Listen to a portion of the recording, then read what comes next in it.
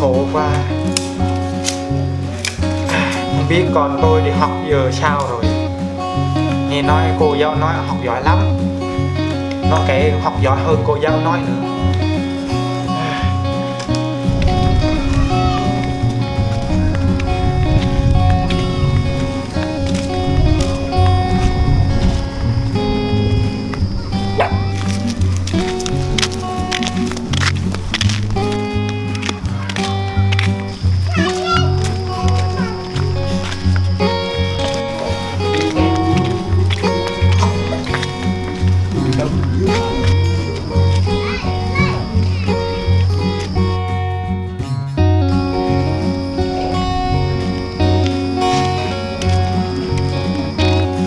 Ba ơi, ba làm gì vậy? Ông hỏi cái gì? Ba làm cái gì vậy? À, tôi đang qua làm mì.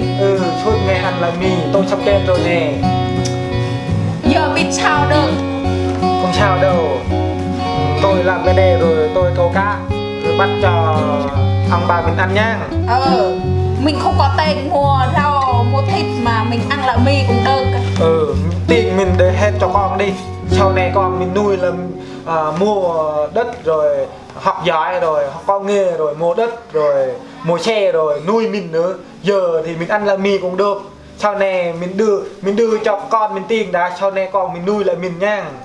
Con mình học giỏi lắm.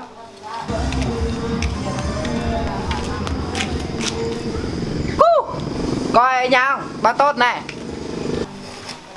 Nghe nói con mình học giỏi, thầy cô khen quá trời mà. Thế à? Có người gọi. Ai gọi Con trai. ông ra coi thư hả? Bỏ đây nha, đừng có pha nha. Đừng không pha đâu.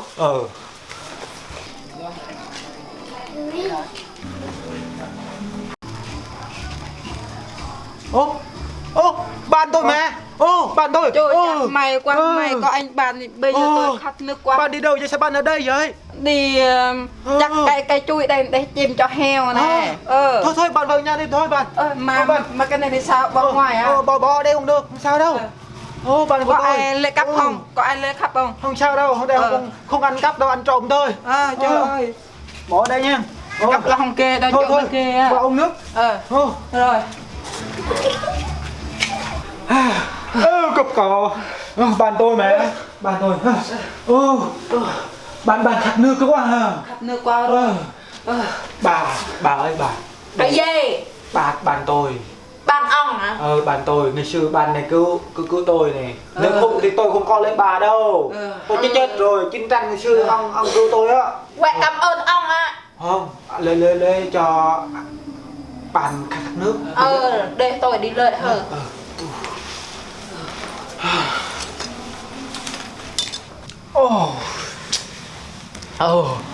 Cuộc sống bây giờ khó khăn khó khả quá.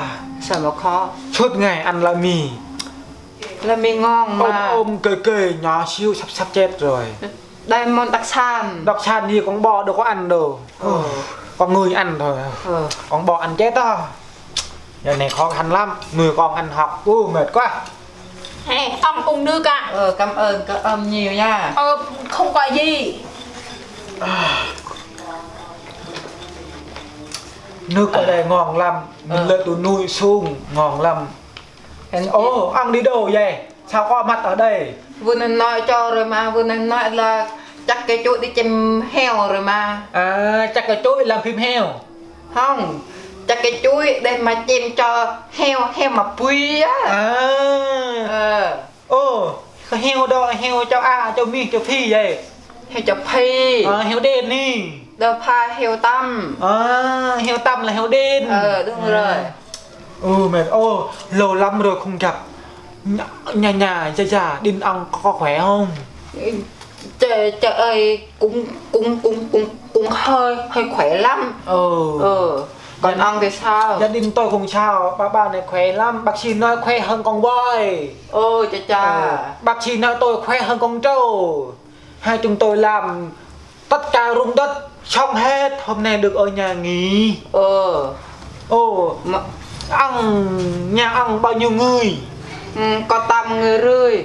Ô sao tam người rươi là sao vậy, con người mà tên rươi là sao? Thì tầm thời thì có bé đỡ rươi. Còn cô con cái vợ tôi á, con cái vợ tôi đang mang bầu là một rươi nên tên là tam người rươi. Tôi hiểu là chết liền á. Không hiểu à, giống như đang mang bầu là một người rươi. Hiểu rồi. Nhà ông có 7 người trong bông tham một em bé. Vậy mới hiểu. Giải thích cho ông khó quá, khó để giải thích quá.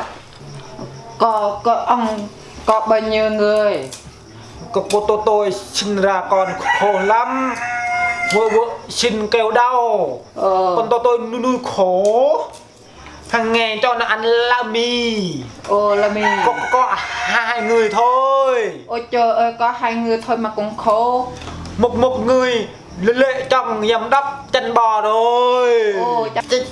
Chắc giàu lắm xương lắm. Bình thường thôi, mệt khổ lắm chân bò mà. Còn một người nữa đâu? Còn một người hả?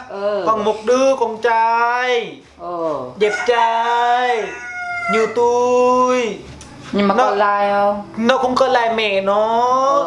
Nên nhiều con kế đuổi theo nó râm. Ui chà. Con tôi học giỏi lắm. Học trường cao đẳng sư phạm Gia Lai Con Tum Sê Công. Con tôi học giỏi lắm. Vì nhà mỗi ngày nó khen nó học giỏi. Rồi mẹ nó lấy tiền cho nó. Rồi nó lại khen nó học giỏi hơn cô luôn. Ơi, ông đừng có tin ông này.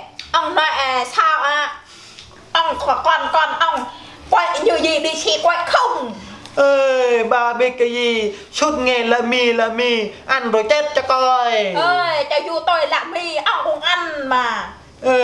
Tôi ăn tôi sợ bà buồn mà thôi bà im đi, nói chúng tôi nói chuyện với nhau. Nói chuyện thật mà.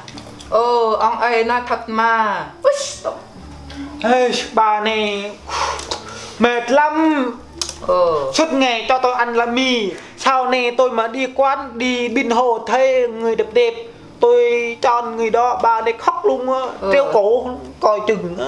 Nhìn bà này cũng đẹp mà. Không đẹp, bà này cũng đẹp à? Nếu đẹp tôi cho ông luôn á. Vậy là sương lầm rồi. Thôi anh nhìn mình nói chuyện khác đi. Chuyện này nói hơi mình già rồi mà. Mà này ông làm cái này để làm gì vậy? Tôi làm cái này để mình làm cái cùi. Cái cùi? Mình làm để làm gì? Ở đây mình lấy nước trà lắm, phải làm cái cùi để cùi cái nước, hiểu không? Mình không phải bắt cái nước đâu, mình cùi cái nước, hiểu chưa? Hơi hiểu thôi. Sau này không hiểu nha. Thôi ông làm cái cùi nha. Tôi còn phải về nhà chăm con nè, con chưa cho con bú nè, với lại con heo cũng chưa cho ăn luôn, chắc con heo nó kêu oét kê lắm. Chắc ồn ào lắm nha. Thôi vậy thì nhà ông có nhiều con nhiều heo quá không dám bắt ăn ở lại được. Thôi bạn về thì cũng được, sau này chúng mình gặp nhau mình nhậu nhá. Hôm nay xin lỗi, tôi chưa làm rượu, Không sao. Thôi ông đi bên ăn nhá. Thôi bắt tay. Rồi đi nha. Bà bắt tay bà. Ông về bình an thôi. Xin nha, xin. Xin sau này mà đừng đòn nha. Mà đi. Trời ơi, bàn gì mà bàn, khen bởi người ta xinh, đừng yêu trộm nha. Vợ ơi vợ. Cái gì? Vợ đừng yêu thằng đó nha.